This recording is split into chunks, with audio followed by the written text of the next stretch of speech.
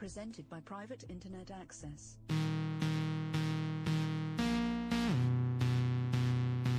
Welcome back to We're All Satoshi. It is the end of November 2017.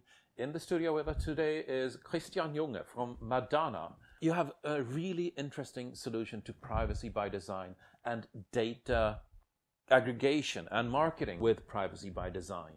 Correct. And we've talked a little bit about this in previous segments, but you sort of mentioned in the break here that this is also highly political. Yeah, definitely. And this is when all my cylinders fire, as in, yes, of course this technology is political. Of course we're bringing about changes in society. This is about changing the world. This is about changing the world. So tell us how.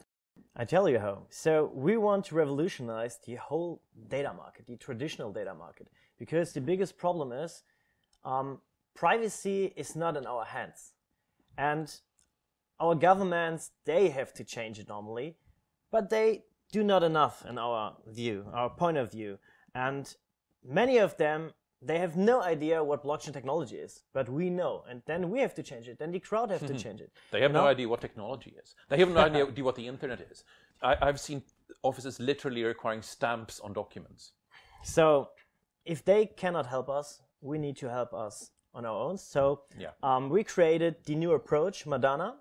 And privacy by design means that we can guarantee that, as I said in the previous sessions, we need to get sure that we have the control of our digital identity, because internet and the whole stuff is increasing and increasing. It's more digitalization. It's going on, and it will not be less than today. Right. So we have to find a good way with a good, secure technology to secure ourselves. Data is worth a lot, more and more. Mm-hmm. It's not just Bitcoin. It's also our data in general, and therefore we have to protect it. Why just big corporations or institutions have the opportunity to buy my data? I'm the data producer, so I should have the opportunity to monetize and to protect and for sure to control my own data. So let me ask a little bit of a pinpointed question here.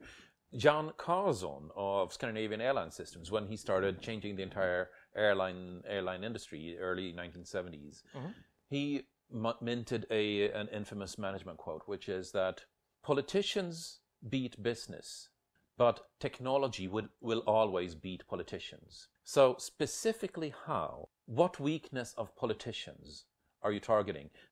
The problem is the standards in this type of market, data and data securement, they're not high enough.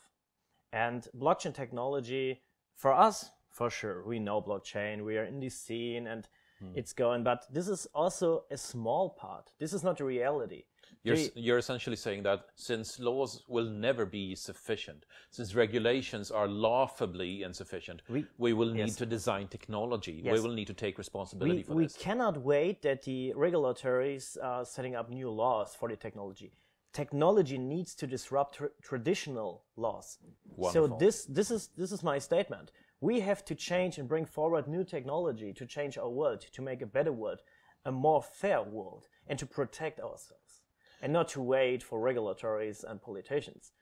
Lovely. So the obvious counter question here is that how do you protect against Facebook? As in protecting against stupid politicians. They almost protect against themselves by keeping distance from anything modern. I heard this question often. So your competitors are Facebook and Google, and so I'm currently not in a position to go into a competition with Facebook and Google, because their services are too good right now, and many people are using them, billions of people. But the first step, and therefore it's also a political question, we have to highlight the importance of our digital identity. We give up all our rights. Just for what? To use a service? Yeah, but Facebook being big isn't an argument not to try, is it? I mean, look at DuckDuckGo. They have millions and millions of users.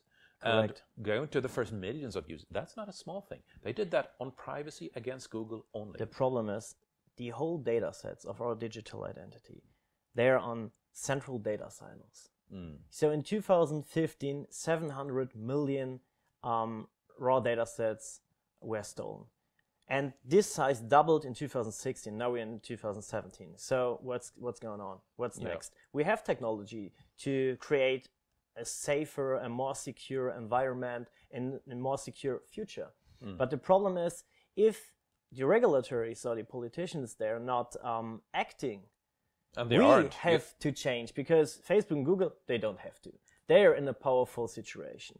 So we, out of the blockchain space, we know it for years how it goes with smart contracts and so on. So, and the problem is politicians, they just heard this year, or not all of them, about blockchain technology, but we know how it goes. Politicians are stuck in last century's problems. They're still talking about energy policy, defense policy, school, healthcare, whatever.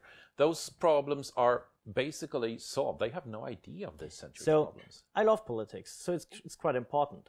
So this is a call to politicians: talk to us, come to us. We need to create a more secure environment for us, for our data. So this is quite important.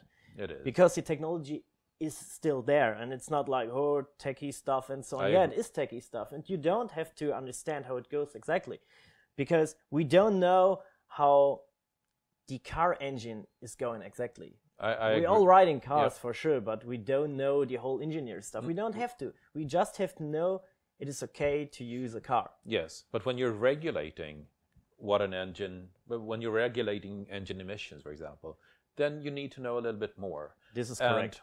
Politicians don't know, they have a blind spot here. So let's end this segment with that really important call for actions, politicians. Please, politicians, understand here, you have a blind spot, and talk to, not lobbyists, because lobbyists are vested interests in the old world. Talk to people of the new world.